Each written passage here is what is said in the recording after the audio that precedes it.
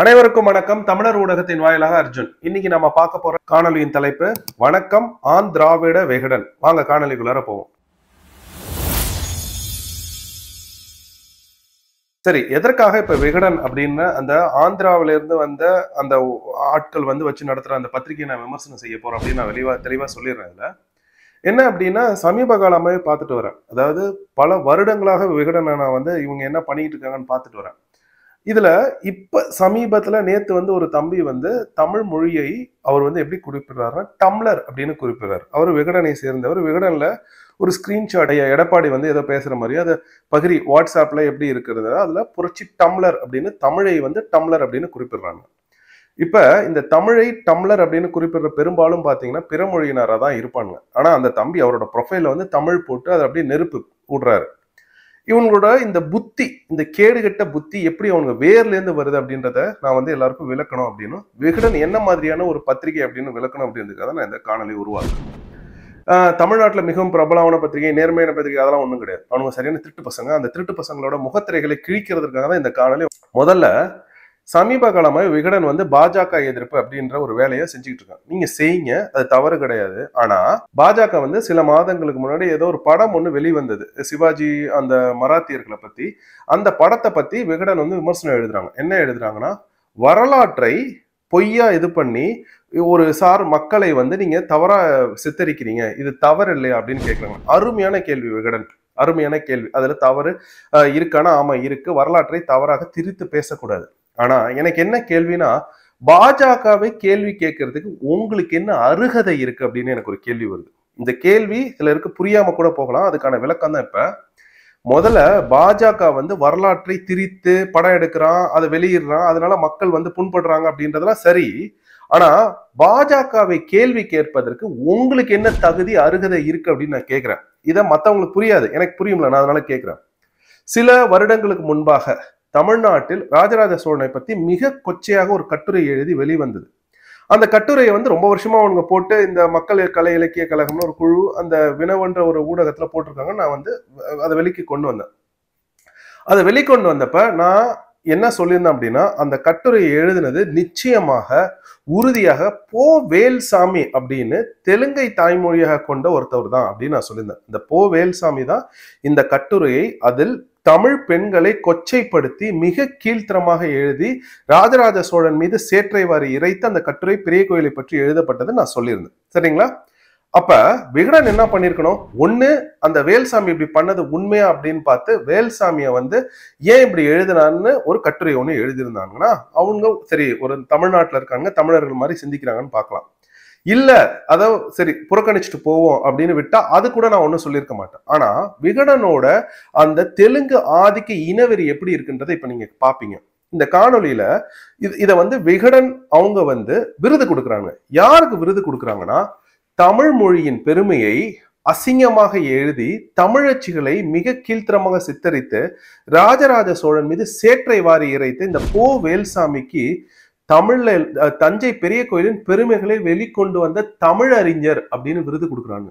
உங்களுக்கு புரியுதா? கொலை செய்துட்டான் ஒருத்தன் கொலை செஞ்சுட்டான், ஒரு கொலகார பாவி.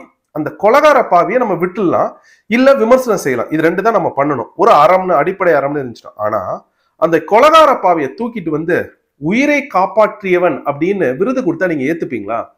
அப்ப எந்த அளவுக்கு இந்த தெலுங்கு ஆதிக்க இனவெறி ஸ்ரீனிவாசலு, விகடனோட நிர்வாக இயக்குனர், எம்டி, சிஓ என்ன வேணாலும் வச்சுக்கோ, கருமாந்திரம் பிடிச்ச ஸ்ரீனிவாசலுக்கு இருக்கு அப்படின்றத மட்டும் நீங்க பாருங்க.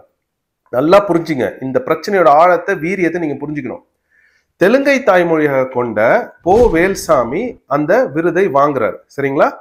இந்த விருதை கொடுப்பவர் யாருன்னு பாத்தீங்கன்னா, உலக தமிழாராய்ச்சி நிறுவனத்துக்கு இப்போது தலைவராக நியமிக்கப்பட்டிருக்கின்ற ஐயா ஆர் பாலகிருஷ்ணன். ஐயா ஆர் பாலகிருஷ்ணன் ஒரு பிறமொழியாளர். அவரு தமிழர்கள் வந்தேரிகள் அப்படின்னு நூல் எழுதினாரு. அந்த நூலை தான் ஐயா பெருமதிப்பிற்கும் மரியாதைக்கும் ஐயா ஸ்டாலின் அம்மையா சோனியா காந்தி கிட்ட கொண்டு போய் கொடுத்தாங்க. உங்களுக்கு புரியுதா இந்த வேலையை நீங்க பாருங்க. அப்ப விகடன் ஆந்திராவில் வந்த ஒரு கூட்டம், அது அந்த கூட்டம் தமிழ்நாட்டுல தமிழ் பத்திரிகையா தமிழர் ஊடகமா நடத்துறாங்க. அதுல தமிழ் அறிஞர், பெரிய கோயிலின் பெருமையை வெளிக்கொண்டு வந்த தமிழ் அறிஞர் அப்படின்னு இந்த தெலுங்கு இனவெறி கொண்ட வேல்சாமிக்கு விருதை இன்னொரு பிறமொழியாளரான ஆர் பாலகிருஷ்ணன் கொடுக்கிறார். தமிழ்நாட்டுல தமிழ் எங்க இருக்கு? இந்த மாதிரி கேடுகட்ட ஆட்சியில இந்த மாதிரி கேடுகட்ட ஆசாமிகள் ஊடகம் வச்சிருந்தாங்கன்னா எப்படி தமிழ்நாட்டுல தமிழ் நல்லபடியா வரும்? அப்ப பாத்துக்கோ, தமிழை கீழ்த்தரமா பேசணும், தமிழர்களை மட்டம் தட்டணும்னு எழுதுறவரை பெரிய கோயில் பெருமைகளை என்ன வேல்சாமி கொண்டு வந்தார்? என்ன கொண்டு வந்தார்? ஐயா குளவாயில் பாலசுப்ரமணியம் அவ்வளவு அருமையான அழகான நூல்களை எழுதியிருக்காரு. இந்த இங்கேயே இருக்கு.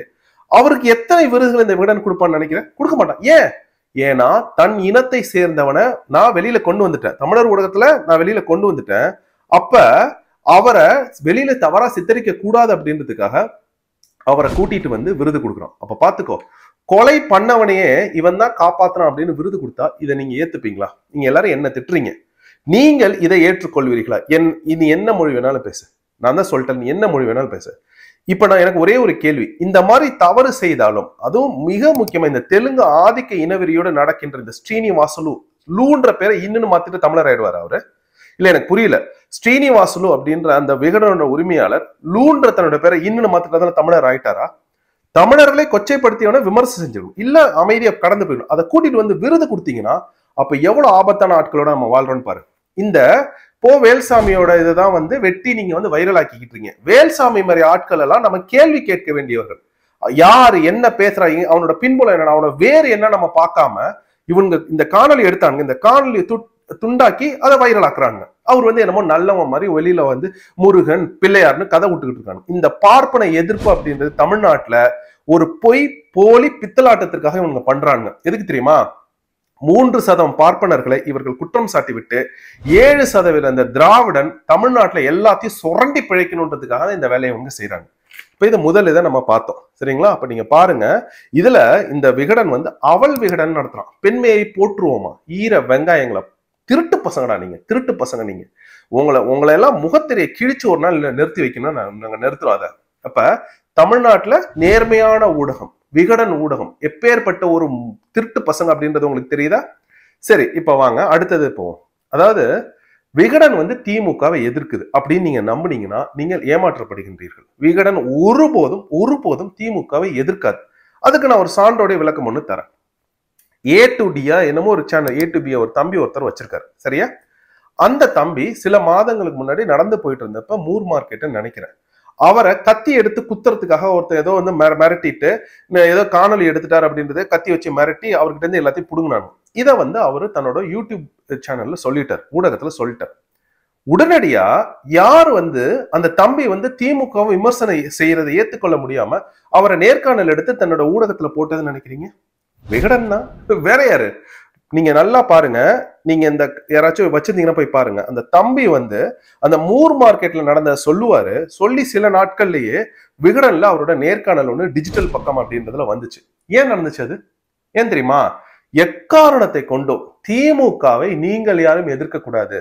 திமுகவை நாங்க எதிர்க்கிற மாதிரி எதிர்ப்போம், ஆனா எதிர்க்க மாட்டோம். அவன் ஊழல் செய்யறான், லஞ்சம் செய்யறான்னு தலையங்க எழுதுவோம், ஆனா நாங்க அவனை எதிர்க்க மாட்டோம்.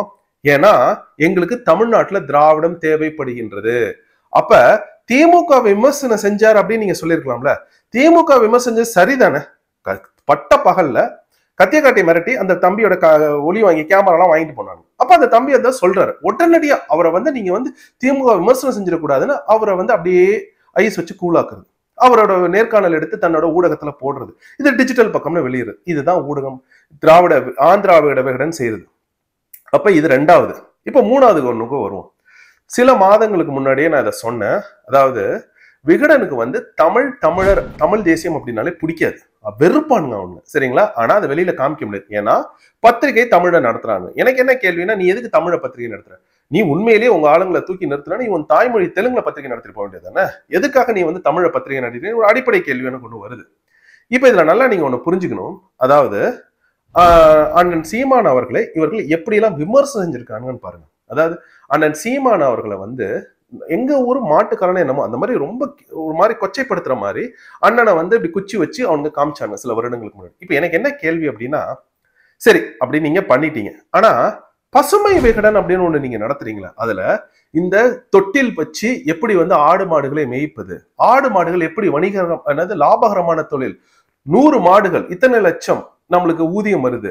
ஆட்டு புழுக்கை இதை வச்சு நம்ம எப்படி சம்பாதிக்கலாம், மாட்டு சாணம் இதை வச்சு எப்படி சம்பாதிக்கலாம், பசுமை விகடன் ஒரு ஊடகம் நடத்தி காசு சம்பாதிக்கிறீங்களா, அதேதான் அண்ணனும் சொல்றாங்க. ஆனா அண்ணன் சொன்னா, ஒரு தமிழர் சொன்னா தமிழ்நாட்டுல அதை கீழ்த்தரமா பேசுறது, கேவலமா சித்தரிக்கிறது. ஆனா அதை வைத்து பசுமை விகடன் நீங்க காசு பாக்குறீங்களே, எப்படி உங்களால அது முடியுது? நீங்க சொல்ற அதே சித்தாந்தம் தான் அது. அண்ணா அதை வந்து எப்படி வந்து நம்ம வணிகமயமாக்குறது, ஆடு மாடுகள் வந்து நம்மளுக்கு செல்வம், அது வந்து நம்ம தவறா நினைக்க கூடாது அப்படின்னு சொல்றாங்க. நானே அதை போட்டிருக்கேன், கலிபோர்னியால எப்படி மாடுகள் மேய்க்கப்படுகின்றது அப்படின்னு. சீமானன் அதை சொன்னப்ப அவங்கள அவ்வளவு கிண்டல் பண்ணிட்டு, ஆனா நீங்கள் பசுமை விகடன்னு ஒரு ஊடகம் ஒண்ணு நடத்துறீங்களே, எதற்காக அதுல இருந்து காசு வருது? எப்படி காசு வருது? நீங்கள் எழுதுகின்றது ஆடு மாடு புழுக்க வேளாண்மை மாட்டுக்கொட்டாய் ஆட்டுக்கொட்டாய் இதுல தானே வருது. அப்புறம் அப்ப உங்களுக்கு வக்கரத்தை பாரு. தமிழன் வந்து தமிழ்நாட்டுல இதெல்லாம் பேசக்கூடாது. நாங்க பேசுவோம், காசு சம்பாதிப்போம், பசுமை விகடன்னு ஒண்ணு நடத்துவோம், நீங்க யாரா அப்படின்னு ஒரு எண்ணம் அவங்க மனதுல ஒண்ணு இருக்கு. நம்மளை சூத்திரனாவே பாக்குறானுங்கப்பா இந்த திராவிடங்க. நான் உங்களுக்கு சொல்றேன் பாரு, நம்மளை சூத்திரனாவே இந்த விஜயநகர வாரிசுகள் நம்மளை தமிழர்களை பார்க்கின்றார்கள். அவனோட வக்கரமும் வன்மமும் தான் இப்படி எல்லாம் வெளிப்படுது. சரி, இப்ப இது முடிஞ்சிச்சு. அடுத்தது வாங்க. சமீப காலமா நீங்க பாத்தீங்க அப்படின்னா திமுகக்கு எதிர்ப்பா திமுக 2.0 ஒரு கட்சியை ஒண்ணு உருவாக்கி பண்ணிக்கிட்டு இருக்காங்க. இதை நீங்க நல்லா நுட்பமா பார்க்கணும். இதை வந்து நான் வந்து அந்த தம்பி ஆதவர்ஜுனா விமர்சனம் பண்ணப்பே நான் சொல்லியிருந்தேன், அவனுக்கு ஒரு திமுக 2.0 கட்சி அப்படின்னு. ஏன் ஆதவர்ஜுனாவை கொண்டு வந்து மேடை போட்டு நிகழ்ச்சி ஒண்ணு நடத்தி அம்பேத்கர் விருது ஒண்ணு கொடுத்து அவரை பெரிய ஆளாக்குனா அவங்க விகடன் அப்படின்னு உங்களுக்கு தெரியுமா?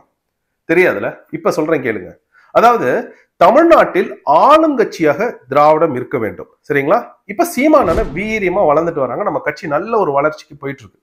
இதை பார்த்த உடனே ஸ்ரீனிவாசலுக்கு பதற்றம் வந்துருச்சு. உடனே திமுகல பேசிட்டு திமுகவோட சேர்ந்து என்ன பண்றாங்கன்னா, திராவிடத்துக்கு எதிர்ப்பா எதிர்கட்சியா தமிழ்நாட்டுல தமிழ் தேசியம் வந்துடக்கூடாது, அண்ணன் சீமான் வந்துடக்கூடாது, திமுகவுக்கு எதிர்ப்பா இன்னொரு திராவிட கட்சி வரணும் அப்படின்னா இந்த நடிகர் கட்சி ஒண்ணு வந்து அவனுக்கு வந்து வளர்த்து விடுறாங்க. இதை நீங்க நல்லா நுட்பமா புரிஞ்சுக்கணும். தமிழ்நாட்டில் எக்காரணம் கொண்டும் திராவிட சித்தாந்தத்தை நீர்த்து போக வைப்பதற்கு உடைப்பதற்கு யாரும் வரக்கூடாது. திராவிடம் ஆளுங்கட்சியா இருந்தா எதிர்கட்சியா திராவிடம் தான் இருக்கணும் அப்படின்றதுக்காக தான் அந்த திமுக 2.0 கட்சிக்கு ஒரு மேடை போட்டு அந்த தம்பியை ஒரு பெரிய ஆளுமையை காமிச்சு சித்தரிச்சு அவங்க பேச வச்சாங்க. அப்பவே நான் சொன்னேன் இது திமுக 2.0 கட்சி அப்படின்னு. அதை தெரிஞ்சுதான் சொன்னேன். ஏன்னா திமுகக்கு எதிர்ப்பா இன்னொரு திராவிட கட்சி தான் இருக்கணும், இங்கு தமிழ் தேசிய கட்சி வளர்ந்துடக்கூடாது அப்படின்னு. அப்ப எவ்வளவு ஒரு நுட்பமான அரசியல் பாருங்க.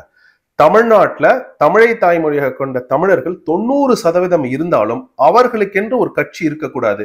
இங்கு வெங்காய ராமசாமி தான் தமிழர்களின் ஒரு ஐக்கானாக ஒரு குறியீடாக இருக்க வேண்டும் அப்படின்னு ஒரு கேடுகெட்ட கீழ்த்தரமான ஒரு சிந்தனை ஸ்ரீனிவாசன் மனசுல இருக்கு. அதனாலதான் ஊடக வேலையை விட்டுட்டு அந்த தம்பியை கொண்டு வந்து மேடை ஏற்றுனது. இதெல்லாம் நீங்க புரிஞ்சுக்கணும். இந்த அரசியல் உங்களுக்கு புரியலன்னு வச்சுங்களேன், உங்களுக்கு திராவிட அரசியலே புரியாது.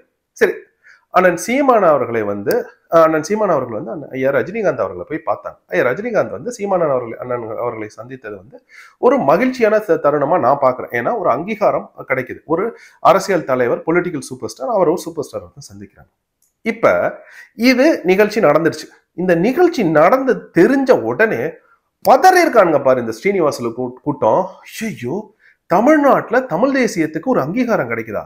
ஐயா ரஜினிகாந்த் போய் பார்த்து பேசி ஐயா ரஜினிகாந்த் அவர்களை வந்து அண்ணன் சீமான் அவங்க பார்த்து பேசிட்டாங்கன்னா இது பெரிய சிக்கலாயிடுமே அப்படின்றது அதை தனக்கு சாதகமா எப்படி பயன்படுத்திக்கிறான்னா, பாஜக காவிக்கு தயாராகிறாரா சீமான் அப்படின்னு அண்ணனுக்கு காவி இதை போட்டு விட்டு ஒரு விகடன் ஜூனியருடன் வெளியிட்டான். அதுல அதை எடுத்து நீங்க படிக்க பாத்தீங்கன்னா எல்லா இடத்துலயும் அண்ணன் உதயநிதி ஸ்டாலினோட விளம்பரம் தான் வந்திருக்கு. அப்ப ஐயா ரஜினிகாந்த் அவர்களை போய் அண்ணன் சீமான் அவர்கள் சந்தித்தால் அது காவி. ஆனா ஐயா ரஜினிகாந்த் அவர்களை வந்து மேடைக்கு கூப்பிடுவாங்க, திமுக காரங்க எல்லாம் பண்ணுவாங்க, அதை பத்தில எந்த விமர்சனம் வராது. அதிமுக கூப்பிடுவாங்க, எந்த ஒரு விமர்சனம் வராது. ஆனா தமிழ் தேசிய கட்சியை தமிழர்களை ஐயா ரஜினிகாந்த் அவர்கள் அங்கீகரிக்க கூடாது அப்படின்னு அவங்க நினைக்கிறாங்க. இதுல என்ன தெரியுமா ஒரு வருத்தம், ஐயா ரஜினிகாந்த் தீவிர அரசியலுக்கு வருகின்றாரா அப்படின்னு ஐயா ரஜினிகாந்த் இப்படி வச்சிருப்பாங்க, அப்படி சிந்திச்சுட்டு இருக்க மாதிரி இருக்கும். அத்தனை புகைப்படங்கள் அத்தனை இதழ்கள் வெளியிட்டு இருக்காங்கப்பா இந்த ஜூனியர் விகடன். நானே அத்தனை வாங்கி படிச்சிருக்கேன். அவங்க வருவாங்களா மாட்டாங்களா. ஒரு சில வருடங்களுக்கு முன்னாடி, ஒரு 10-15 வருடங்களுக்கு முன்னாடி ஐயா ரஜினிகாந்த் அவர்கள் விகடன் விற்கவே இல்லைன்னா உடனே இந்த மாதிரி ஒரு இதை எடுத்து போடுவாங்க, அட்டைப்படத்தை எடுத்து. ஐயா ரஜினிகாந்தை வச்சு அவ்வளோ பணம் சம்பாரிச்சிருக்காங்க. ஆனா அதை எல்லாம் பண்ணிட்டு ஐயா ரஜினிகாந்த் அவர்கள் போய் அண்ணன் சீமான் பார்த்துட்டாங்கன்னு அப்படியே வயிறு எரியுது அவங்களுக்கு. வயிறு எரிஞ்ச உடனே என்ன பண்றாங்க, அண்ணன் சீமான் பெயரை கெடுக்கணும் அப்படின்றதுக்காக காவிக்கு மாறுகிறாராம். அவர்கள் காவிகள், நீங்கள் பாவிகள், திராவிடம் என்பதே பாவிகள், தமிழர் இனத்திற்கு எதிரான பாவிகள் நீங்கள், சரியா? அப்ப சாதாரணமா ஐயா ரஜினிகாந்தை வச்சு காசு சம்பாரிச்சவங்க ஐயா ரஜினிகாந்தை போய் அண்ணன் சீமான் பார்த்தது அவங்களால தாங்கிக்க முடியும். ஏன்? ஏன்னா தமிழ் தேசியம் என்பதை தீண்டாமைக்கு உள்ளாக்க வேண்டும். இதுதான் அவங்களோடது. 2016 நம்ம போட்டி போறோம். நல்லா கேட்டுங்க. நம்ம போட்டி போடுறோம் அப்படின்றதே நிறைய ஊடகங்கள் சொல்லவே மாட்டாங்கப்பா. நான் போய் பார்ப்பேன், எல்லா கட்சியும் பேர் இருக்கும், நாம் தமிழர் கட்சி பேரே இருக்காதுப்பா. எனக்கு ஒண்ணுமே புரியாது. இவங்க இந்த சர்வே எடுப்பாங்களா, அதுல கூட நம்ம கட்சி பேரை வைக்க மாட்டாங்க. எனக்கு புரியவே இல்லை. நான் என்ன நினைச்சிட்டு, சரி ஒருவேளை அவங்கள தெரியல போல இருக்குன்னு நினைச்சிட்டேன். எவ்வளவு ஒரு அப்பாவியா இருந்திருக்க 2016 இப்பதான் புரியுது, தமிழ் தேசியத்துக்கு ஒரு இம்மி அளவு கூட தமிழ்நாட்டில் இடம் கொடுக்க கூடாது அப்படின்னு இந்த ஆந்திராவிட ஊடக லாபிகள் எல்லாம் பேசி வச்சுட்டு அண்ணனை தீண்டாமை கொடுமைக்கு உள்ளாக்கியிருக்காங்க. அப்ப அந்த தீண்டாமை கொடுமையை ஐயா ரஜினிகாந்த் அவர்கள் உடைக்கிறாங்க. நிறைய நடிகர்கள் பண்றாங்க. நம்ம கார்த்தி அண்ணன் பண்ணிருக்காங்க, நம்ம மற்ற நடிகர்கள் அருண் விஜய் அண்ணன் பண்றாங்க, எல்லாரும் பண்றாங்க. ஆனா ஐயா ரஜினிகாந்த் பண்றப்ப அது ஒரு பெரிய ஒரு தாக்கத்தை ஒண்ணு ஏற்படுத்துது. உடனடியே அவங்களுக்கு பொறுக்கலப்பா. உடனடியே ஓடி வந்து அண்ணன் பேரை கெடுக்கிற மாதிரி, ஐயா ரஜினிகாந்த் அவர்கள் பேரை கெடுக்கிற மாதிரி அவனுக்கு பண்றாங்க.